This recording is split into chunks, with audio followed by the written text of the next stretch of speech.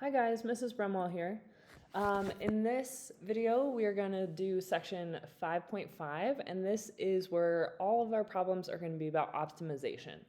So what optimization is typically an absolute minimum or an absolute maximum problem, but it's disguised as more of an application. So we want to make sure we read the problem, we understand, are we looking for a maximum or minimum? And we're going to assign some variables to represent those quantities. If possible, draw a picture and determine relationships among variables. A lot of these are going to be given what we're going to call constraints, and we need to incorporate those as well. We need to write an expression that we're going to maximize or minimize as a function of one variable. Also, determine a meaningful domain of that function, and then find the absolute min or absolute max depending on what we were asked to do. Okay, so here's an example. A farmer with 4,000 meters of fencing wants to enclose a rectangular plot that borders a straight river. If the farmer does not fence along the side that's along the river, what is the largest rectangular area that can be enclosed? Okay, so we have this river, right? And then the fence is along the river, right? And there's no fence right here, so it's three sides. So I'm going to call this maybe our width and our length, right? So all of this together is 4,000 meters of fencing, right? That's kind of our constraint. So 4,000, I've got W and L. Okay, now they want me to largest area. So this means we want to maximize area. Okay, well, this is not an area equation. So what is the area equation of this? Well, the area of this would be length times width, right? Okay, now we want to rewrite this so I only have one variable. So I'm going to use this other equation to rewrite it as, do it over here. So I could subtract the 2W and say L equals 4,000 minus 2W.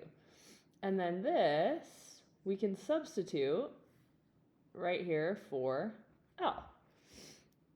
And that is going to make my life easier to just have one variable. Okay, so I've got now my area is equal to my 4,000 minus 2W in place of L, and then times W, right? So my area equation, and I could even write it as area in terms of W because I only have one variable, is 4,000 W minus 2W squared.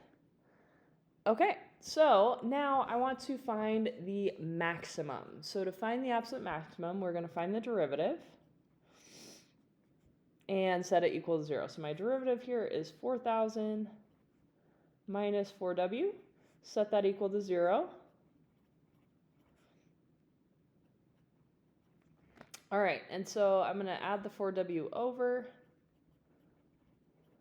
and divide by 4. So we get W is 1,000. So remember, typically I would test the endpoints as well, right? So what are my endpoints? So this is the part where it says meaningful domain. So since I'm in terms of W, I want to see where can W range from. So W could be 0, right? I could have no width, but then there's no volume. The maximum the width could be is if all my fencing was the width, and I had 2,000 here and 2,000 here. So the width has to be between here. So these are my endpoints of the interval. Now, these are not great for maximizing area, right? Because the area is 0. But both of these produce 0 area. So those are not going to give us a maximum area, right? So I'm going to go ahead and just evaluate what is A of 1,000 because they want what's the maximum area. So I'm going back to the original function and plugging this in. So we have, sorry, I'm going to give myself some more space down here. Okay, so really, normally I would find A of 0, A of 0, A of 2,000, right? And then A of 1,000. Both of these produce 0 area, so we're not going to use those. So we're just going to use the one we found as our critical number. So A of 1,000, so I'm going to put 1,000 in here. So I've got 4,000 minus 2 times 1,000 times 1,000. All right, so when I do that, let's put that in here.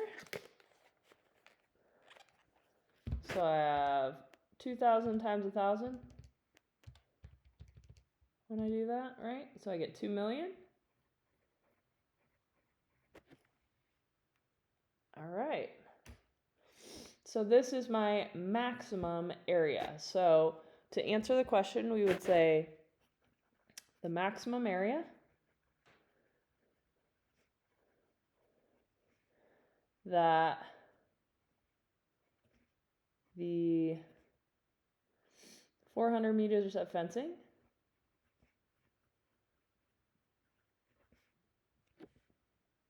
can enclose, I'm going to say along the river too,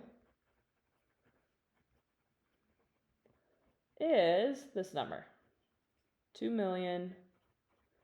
And then my units, since this is an area, this is square meters. All right.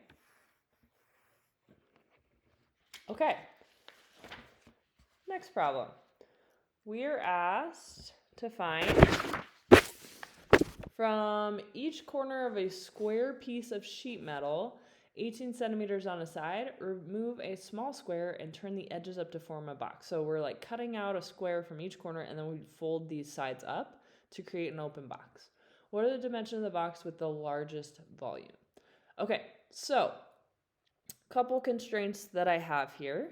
I have only 18 centimeters, on each side, right? So each sheet is 18 centimeters and it's square. We're trying to maximize volume. So my volume equation using these variables is going to be y times x, because when I fold that side up, my height of the box is going to be x. Okay, I would love to write this in terms of one variable. So I need something for y. So y is the same as 18 minus these two x's. So again, I'm going to take this and I'm going to plug it in for y right there. So I'm going to have volume equals 18 minus 2x squared times x. We can distribute this first, or we could use the product rule when we find the derivative. I'm going to go ahead and, what did I do? I'm going to go ahead and distribute this, you guys. So remember, this means 18 minus 2x times 18 minus 2x. So when I do that, 18 times 18 is 324, minus 2 times 18, minus another 2 times 18 is minus 72x.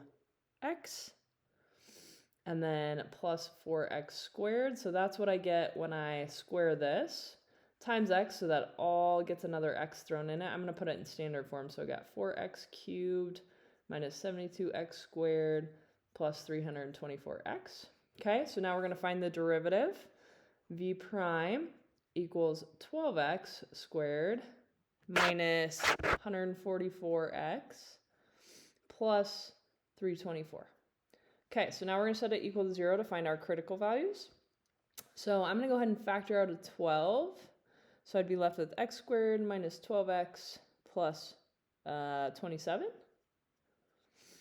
Okay, divide out the 12, and I'm left with x, minus 3 minus 9.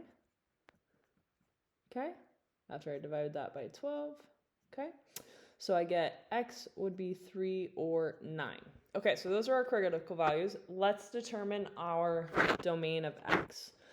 So x, what could x be? Again, it could be 0. We could have 0 height, okay? And then the maximum could be, if this whole side is 18, each of the x's could be 9. And again, those produce 0 volume, so we don't really care about those. Okay, but it can't be bigger than 9 and it can't be less than 0 because that would not fit within our constraints. So 9 is here, so we're not going to use this one. So we're just going to use 3. So I'm going to evaluate what are the dimensions of the largest box. So we just found the x, that's the largest dimension. So we are also going to evaluate what is the y value. So x is 3. We're going to plug in here y equals 18 minus 2 times 3. So I've got y equals 12. So our box, to answer the question, a box with dimensions. Okay, so we have y by y. We just found y, and our unit is centimeters, times our height, x we just got is 3. A box with dimensions 12 by 12 by 3, created from that 18 by 18 sheet of metal, will have the largest volume.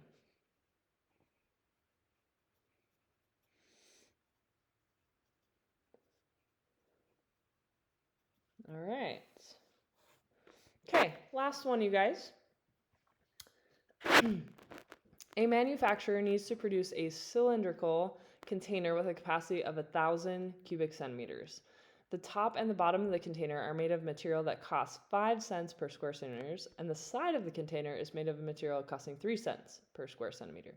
Find the dimensions that will maximize the company's cost of minimize the company's cost. Okay.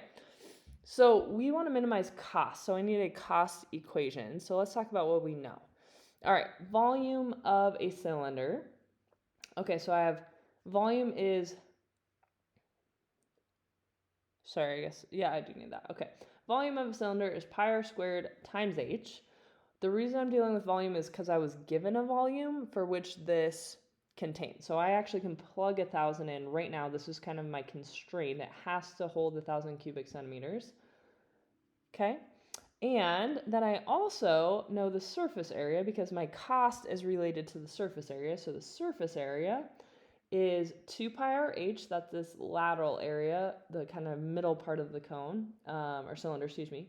And then I have 2 circles. So pi r squared, but I have 2 of them, plus 2 pi r h here.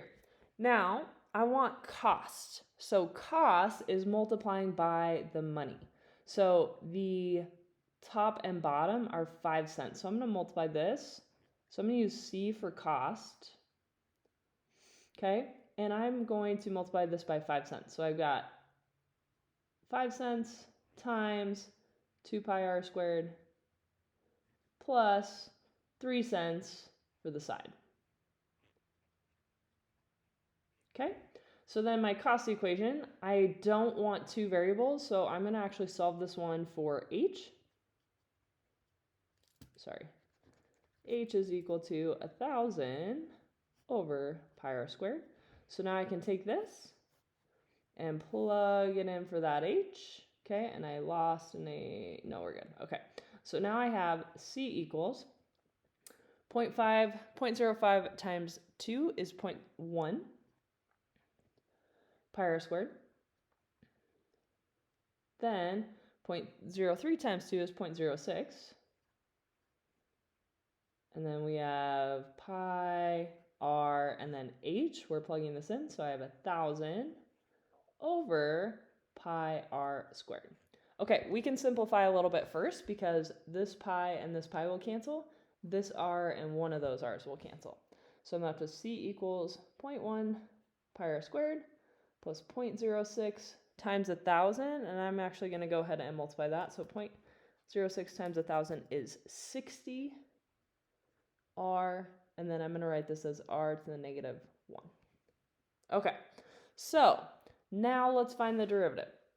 So C prime is equal to 0.2 pi r minus 60r to the negative 2. Okay, so I'm setting this equal to 0. And I'm going to write this as minus 60 over r squared. Okay, I'm going to add the 60 over here.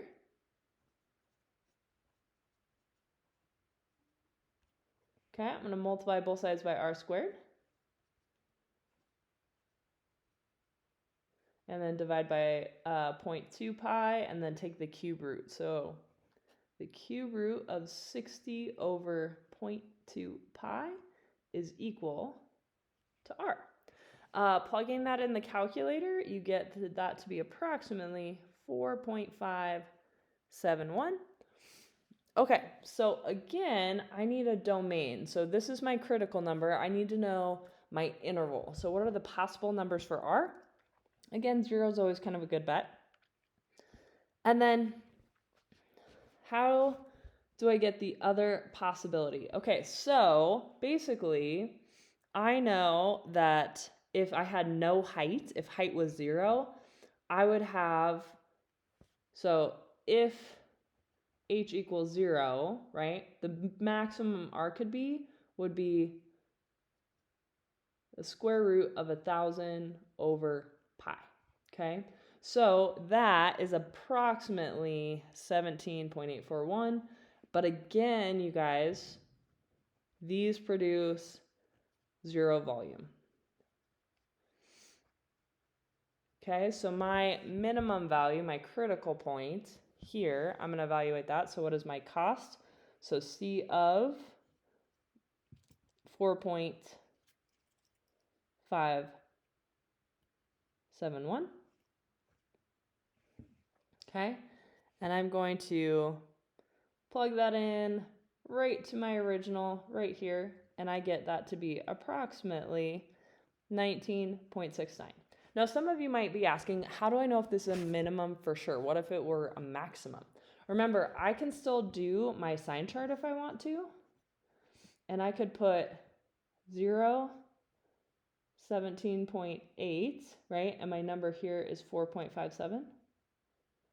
And I could test, right? So I would test the derivative. So I'd be testing C prime. Is it positive or negative? If we plug this in here, you guys, we would get negative to positive, okay? And so then it has to be a minimum, okay? So that's another way I can tell. All right, so I'm going to write a sentence to determine this. So I'm going to say the minimum cost of the container is this value we got right here. I'm going to just add the units of dollars and cents here. So 19.69. All right, that's it for this video, guys. Thanks for watching.